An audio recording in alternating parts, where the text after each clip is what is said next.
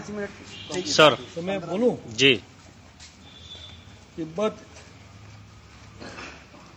हजारों वर्ष से एक स्वतंत्र राष्ट्र रहा है, जिसकी अपनी एक पृष्ठभूमि रही है, अपना एक संस्कृत रहा है, भाषा, धर्म और उसके लोग रहे हैं।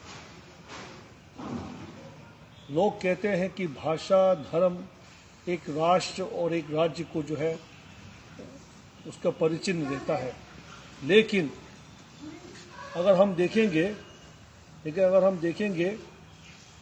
तो एक ही भाषा बोलने वाले अगर हम यूरोप में जाएंगे तो 4-5 देश मिलेंगे, लेकिन वो देश के हिसाब से अलग अलग है। उसी तरह एक ही धर्म को मानने वाले 4-5 आपको ऐसे राष्ट्र मिलेंगे, लेकिन वो राष्ट्र के नाम से अलग अलग है। इसीलिए बाबा साहब भीमराव अम्बेडकर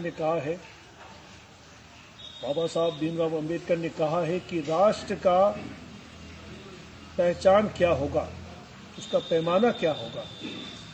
तो उन्होंने कहा कि विल ऑफ द पीपल, लोगों की इच्छा।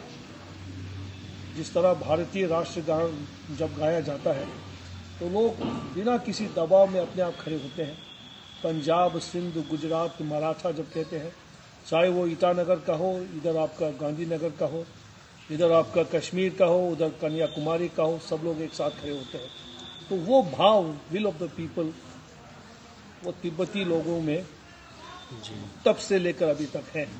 लेकिन दुर्भाग्यवश 1950 के दशक में चीनी लोक गणराज्य, जिसको पीपल्स रिपब्लिक ऑफ चाइना कहते हैं, उसके साम्राज्यवादी विस्तारवादी नीति के दबाव में आकर के, झांसे में आकर के तिब्बती लोग पूरी तरह से सन 1959 में 1959 में पूरा समावेश जो है चीन के अधीन में आ गया था।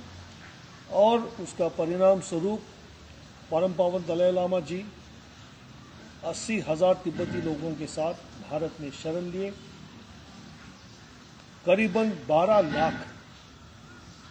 लाख तिब्बती लोगों का नरसंहार हुआ।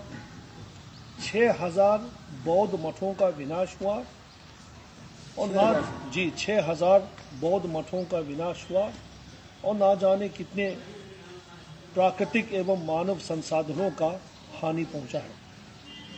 आज 60 वर्षों में अगर हम पीछे मुड़कर देखते हैं तो भारत हमारे 46 टिबेटन सेटलमेंट्स हैं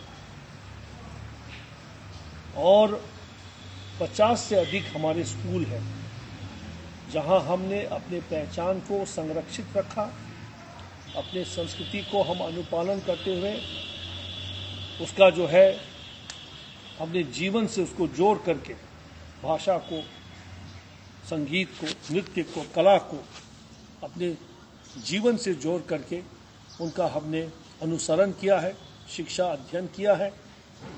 और इसका प्रमाण आपकी इस भगवान बुद्ध के कुशीनगर तीर्थ स्थली पर कल जो कार्यक्रम हुआ उसका एक प्रमाण है।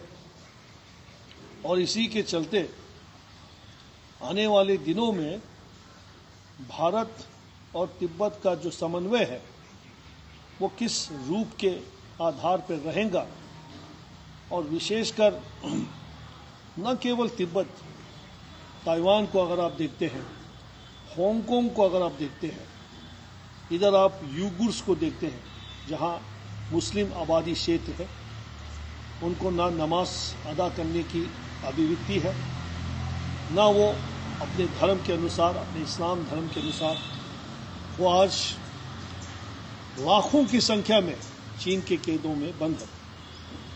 तो ये सारे समस्याएं जो है, इसका मूल जड़ जो है चीन के साम्यवादी कम्युनिज्म आइडियोलॉजी विचारधारा, उसकी उत्पत्ति है। निर्वासित तिब्बत सरकार के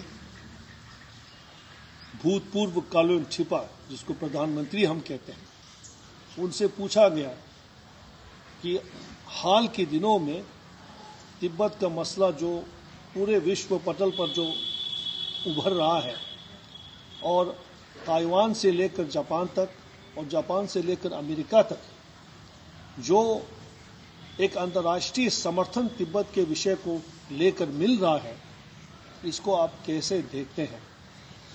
तो प्रोफेसर सामदोंग रिम्पोछे ने उसके अर्थ में केवल यही कहा कि तिब्बत के लिए अंतर्राष्ट्रीय जगत का समर्थन अत्यंत आवश्यक है, लेकिन यदि